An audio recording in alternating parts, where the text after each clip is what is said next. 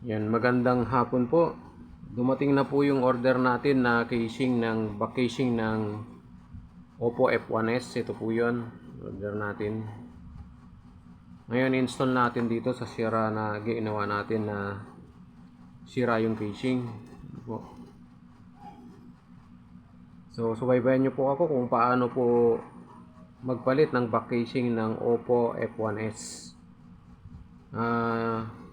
Ito po ay ginagawa lang namin ng video upang maging guide dun sa mga gustong magpalit dun sa mga may ganitong unit ng back casing, lalo na kapag ganito sira na katulad nito na baklas. Sundan nyo po ako kung paano ko po ito papalitan. Unang-una, tatanggalin natin ito. Ayan. Tapos ilipat natin yung mga dapat ilipat dito sa back casing na ito. Katulad nitong yung sa plus ng kanyang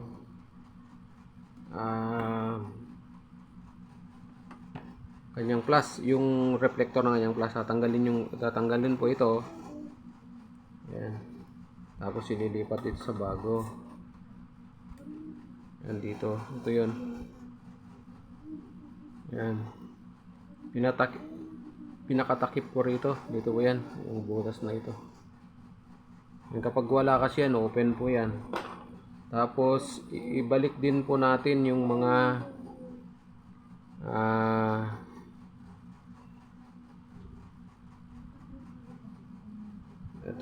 ito button na ilagay ko na kanina. Kailangan install kasi yan ito.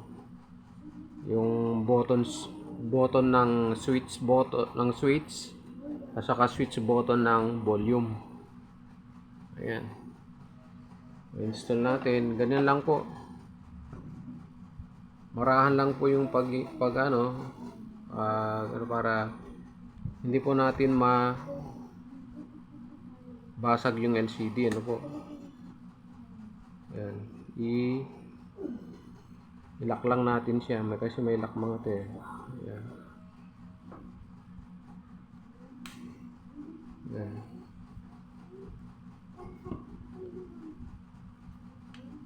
Marahan lang naman, hindi naman yung pwersahan na Yan, tapos testing nyo po yung kanyang volume key kung gumagana.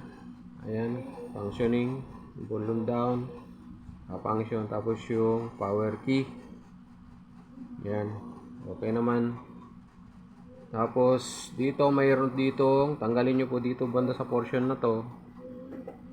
Ayan, meron ditong tornilyo na ilalagay. Yung tinanggal natin dun sa